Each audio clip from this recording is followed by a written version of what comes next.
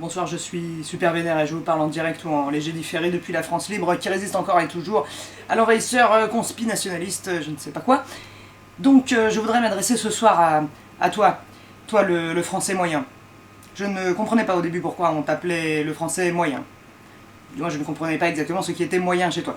Il me semble que c'est ton QI. Hein. J'ai eu la réponse ces derniers mois, ces dernières semaines, hein, quand j'ai commencé par assister à la montée de l'homophobie. Bon, alors maintenant, je constate la montée d'un racisme qui avait disparu, hein, puisqu'il s'agit d'un racisme de race génétique, un racisme qui n'est pas de la xénophobie, hein, qui est carrément, on l'a vu avec Madame Taubira, à laquelle on propose une banane en l'appelant avec Dieu non, hein, qui est carrément un racisme qui date de Jules Verne. Donc là, ça commence à me déplaire un petit peu.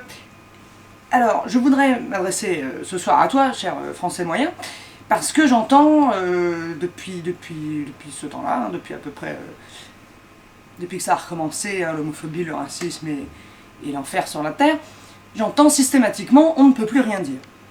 Alors d'accord, on ne peut plus rien dire. Tu as quand même dit que les homosexuels étaient des déviants qu'on pouvait assimiler à des zoophiles ou à des pédophiles.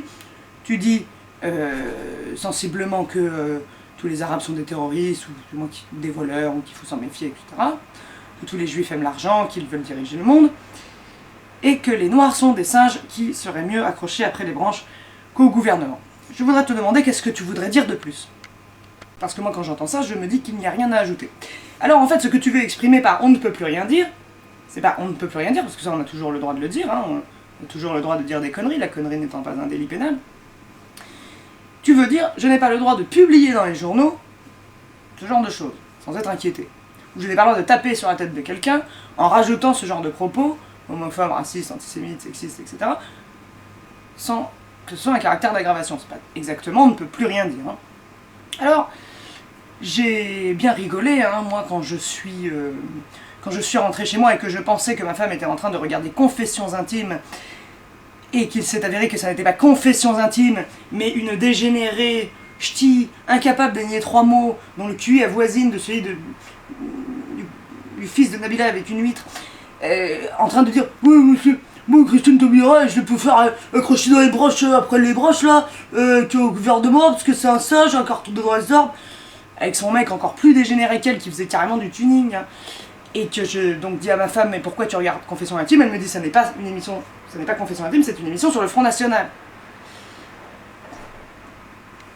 Alors en fait, ce que tu veux exprimer par on ne peut plus rien dire, on essaie de m'empêcher, ça n'est plus dans l'air du temps de dire des choses. Alors, le racisme, comme ça, n'est plus dans l'air du temps depuis 1850. Hein.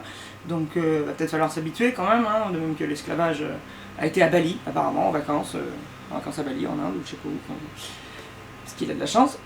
Donc, bon, alors tout cela appartient déjà au passé, hein, ça ne va pas revenir parce que ça te ferait plaisir, du moins j'espère pas. Donc qu'est-ce que tu veux exprimer?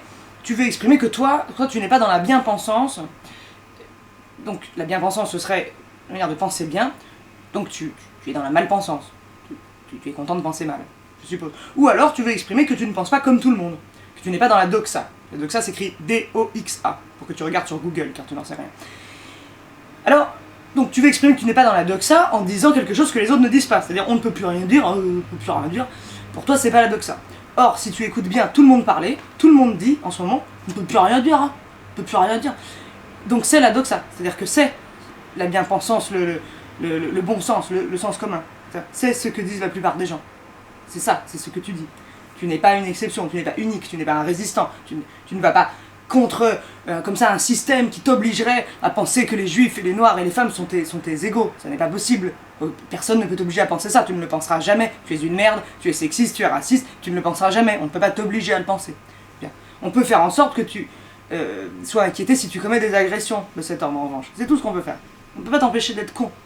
On ne peut pas lire des livres à ta place, on ne peut pas faire des études à ta place. Cher français moyen, on ne peut pas le faire. On ne peut pas. On ne peut pas t'empêcher de trouver que tout ce qui n'est pas français sonne mal. On ne peut pas t'empêcher de penser que les japonais sont des êtres complètement bizarres, que les noirs sont des singes. On ne peut pas t'empêcher.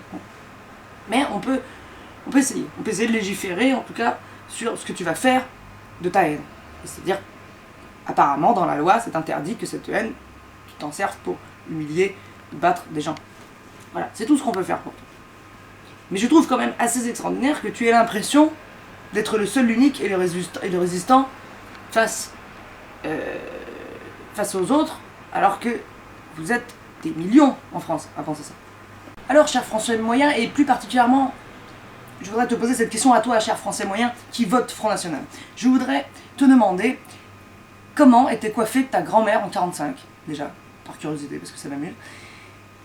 Et pour rebondir sur cette amusante blague, je voudrais savoir pourquoi tu penses que tu votes pour un parti qui est patriote et qui défend les Français, puisque ce parti, pendant l'occupation, qu'on voit là et qui vraisemblablement va revenir de l'intérieur, hein, là ce sera pas l'occupation d'un pays extérieur, le fascisme sera français, donc t'inquiète pas, il sera bleu, blanc, rouge, enfin à mon avis ça donnera à peu près le même résultat.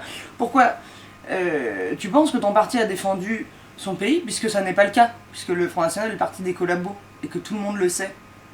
Tu essayes de refaire l'histoire, tu tentes un petit coup de révisionnisme en nous disant « Ah mais non, pas du tout, nous on aime la France, on est des résistants ». Tout le monde s'en aperçoit. Du moins, moi je m'en aperçois, et je continuerai à le dire, je suis super vénère.